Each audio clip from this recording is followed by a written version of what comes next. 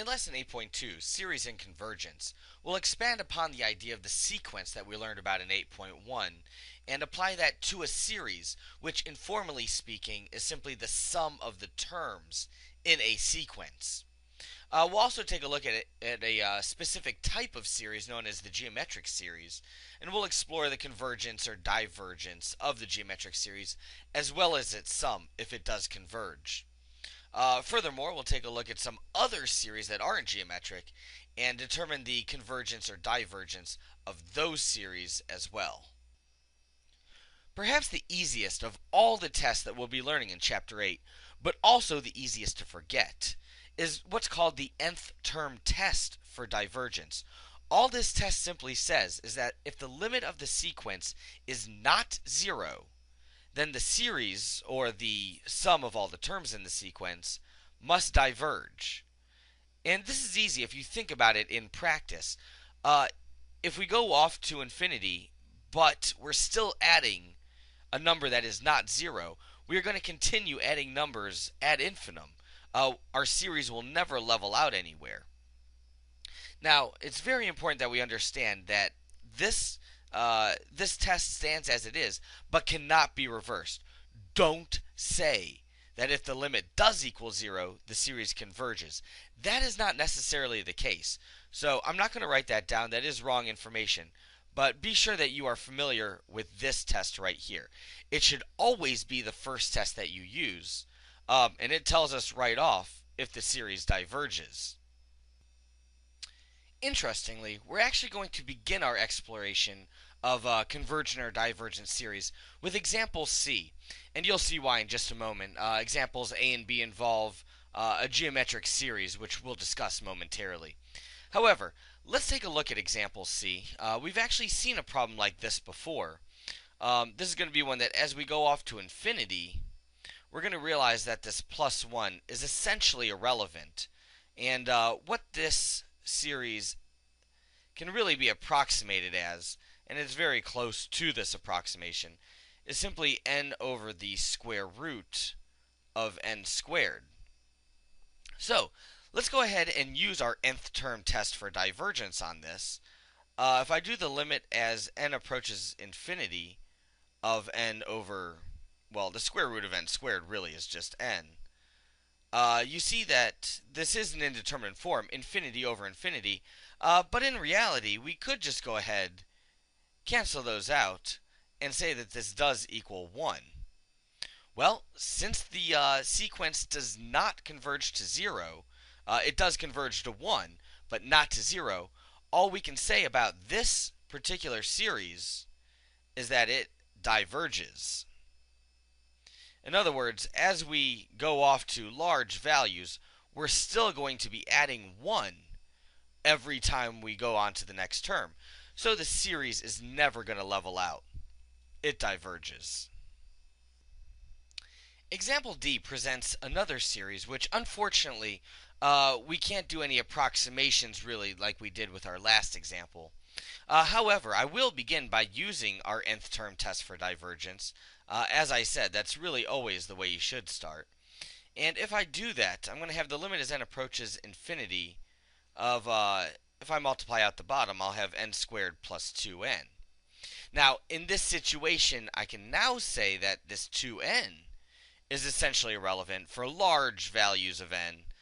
You can see that n squared is far, far, far greater than 2n for these large values, and so this is essentially irrelevant. Well, however I choose to look at it, the limit as n approaches infinity of my new function or my earlier function, either way, it will be 0. Now, resist the urge to say the limit is 0 so the series converges. We cannot determine that based on the nth term test for divergence, so don't even go there.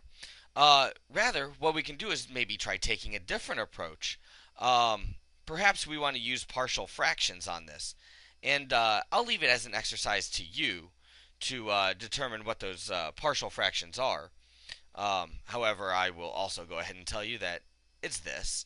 1 over 2n, which is really 1/2 1 over n, but when I put them together. And this would also have a coefficient of 1/2, so I'm going to call it 1 over 2 quantity n plus 2. Now, when I do the limit as n approaches infinity of my separated partial fractions, what do I find out? Well, again, I have a 0 here and I have a 0 here. Again, my limit is 0, and so I really can't draw any conclusions based on this. And what I'm going to write here is no conclusion. Certainly the series does not diverge. It doesn't diverge, but we don't know for sure whether it converges or not. Uh, just a hint. We'll find out in the next lesson, 8.3, that this actually does converge by the integral test. But we don't know that yet. For example E, we're going to explore the convergence or divergence of this series. Now, of course, again, we're going to start by doing the nth term test for divergence, and so that's the limit as n approaches infinity of this function. Clearly, you should be able to look at this and see that this is an indeterminate form. And for that reason, I'm going to go ahead and do L'Hopital's rule to it. L'Hopital's rule, of course, is going to require me to recall how to do the derivative of an exponential function of this form. But for now, I will tell you that it is 3 to the n multiplied by the natural log of 3. You can look that up and verify that. And in the denominator, I have 3n squared. Again, if I plug in infinity, I'll get an indeterminate form. Again, infinity over infinity. So, let me go ahead and L'Hopital again. This time, on the top, I'll have 3 to the n times the natural log of 3 squared, since I had to put another natural log of 3 there. And in the denominator now, 6n, which, well, lo and behold, again. So, I feel like I might only need to L'Hopital this one more time, and I think that will do it for me. I can tell that by looking at the denominator. But let's see here. There's my numerator. My denominator is just 6. And now I see when I plug in infinity, I'll get essentially infinity over 6. Clearly, the limit of this sequence is not 0. And therefore, this series itself diverges. In example F, we're going to explore the convergence or divergence of the series you see here. Now, once again, and just like I've been doing, I'm going to start by checking the nth term test for divergence and see what that results in. Now, if I do this, you can see that what I'm essentially going to end up with is 1 plus, this will tend towards 0, but this will tend towards infinity, and essentially what I'm going to get is 1 to the infinity power. Now, you should recognize that. That is an indeterminate form. And so what I'm going to do is do a little voodoo magic here. I want to do L'Hopital's rule, but I don't really have a numerator and denominator. And so what I'm going to do is I'm going to write that a sub n equals the limit as n approaches infinity of this series, or rather of the terms of the sequence. So if I get something like this, I can now go ahead and natural log both sides of this equation. So what I'll have is the natural log of a sub n. And over here, with the natural log in place, I can take the exponent and drop it down. So what I'm going to end up with here is the limit as n approaches infinity of n times the natural log of 1 plus k over n.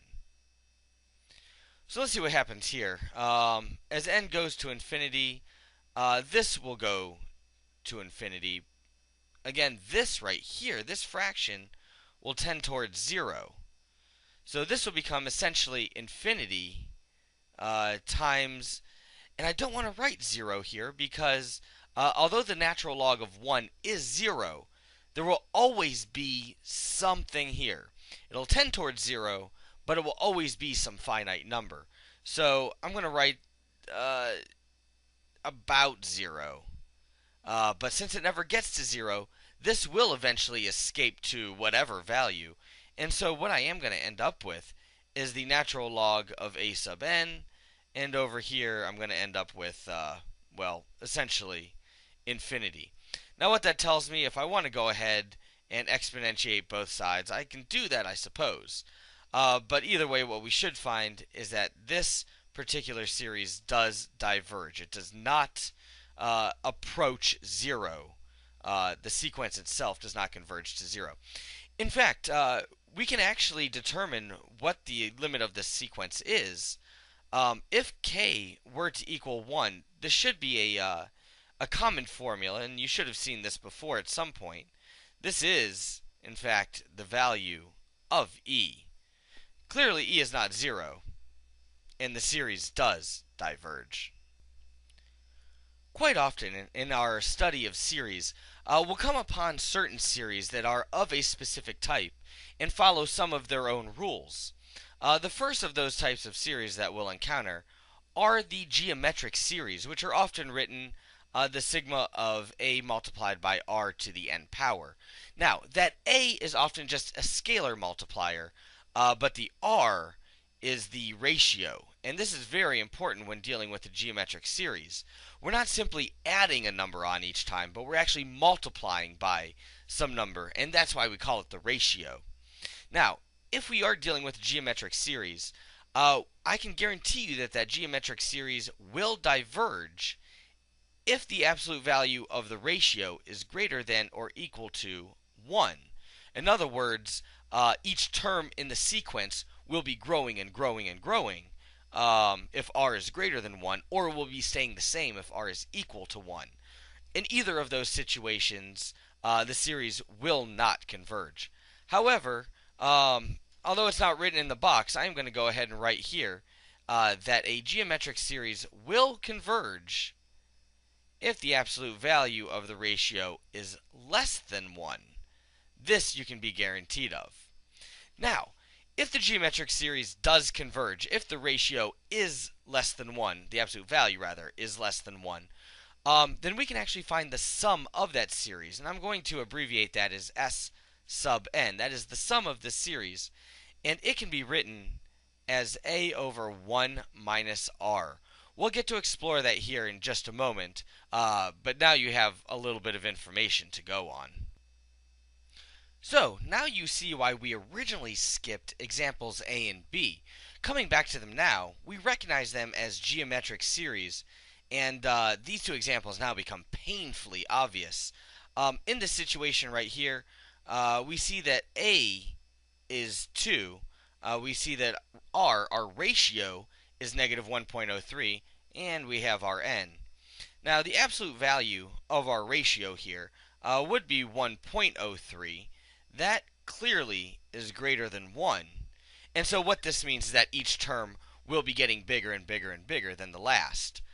This particular series is going to diverge. Now, if we take a look over here, I'm not even going to get into the a or the n. We simply have that the absolute value of our ratio is 5/8. We recognize that as being less than 1. And so each term will be getting smaller and smaller and smaller. And we see that this series converges. See, when we recognize it as a geometric series, all we really need to do is look at the ratio, and these problems become very, very easy. For our final set of questions, we're given that these series are convergent, which, to be honest, takes some of the fun and excitement out of it. But given that they're convergent, we need to find the sum of these series. Now, if you take a look at these last three examples, you'll see that each one is a little bit different. So that'll give us a good opportunity to see different approaches to these. This one, our first example of these three, is written in the geometric form. We have our a, which is 6, we have our r, which is 4/5, and there's our n. So this is easy enough. We can simply use our sum formula, which you recall is a over 1 minus r. Well, plugging our values in, we'll get that this is 6 over 1 minus 4/5. Simplifying a little bit further, 1 minus 4/5 is, of course, 1/5. And if we reciprocate and multiply, we'll find that the sum of this particular geometric series is 30.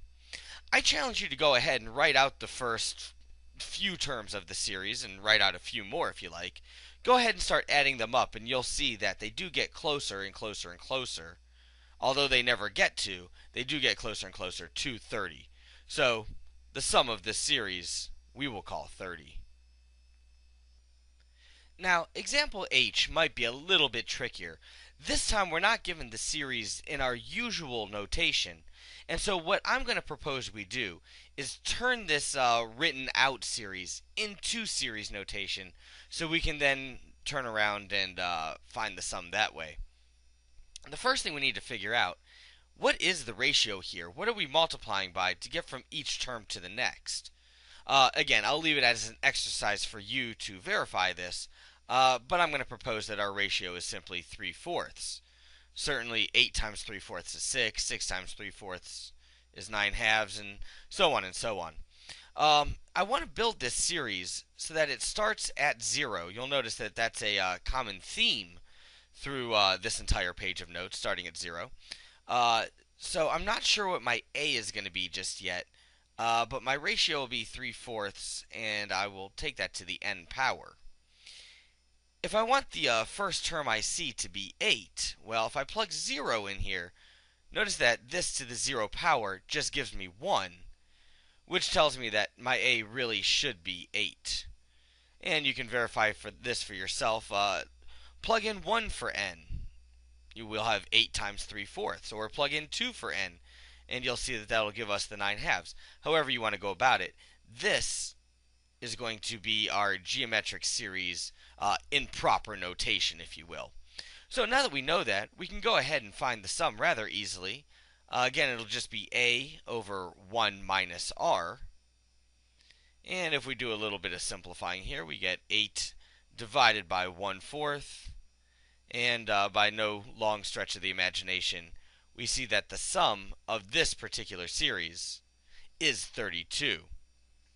Now, again, you can try adding these terms up, and you can come up with a few more terms and add them up, and you'll see that we do get very, very close, and then even closer, and then even closer to 32. Our last example in Lesson 8.2 involves a series that we can't really identify as geometric, although we did see the series earlier in example D. And in fact, I'm going to try to find the sum of this series similar to the way I tried to find if it was convergent back in example D. Of course, we now know that it is convergent, but that's simply because we're told. Anyhow, what we did back in example D is we broke this apart using partial fractions. So if I do the sigma from n equals 1 to infinity, I'm going to rewrite this series as 1 over 2n minus 1 over 2 times a quantity, n plus 2. How is this going to help me? Well, I'm going to use this notation to help write out the first few terms of the series. And if I do that, here's what's going to happen. When I plug in 1, I'm going to get 1/2 minus 1/6.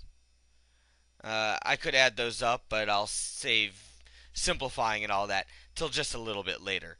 This will be my first term. This is when n equals 1.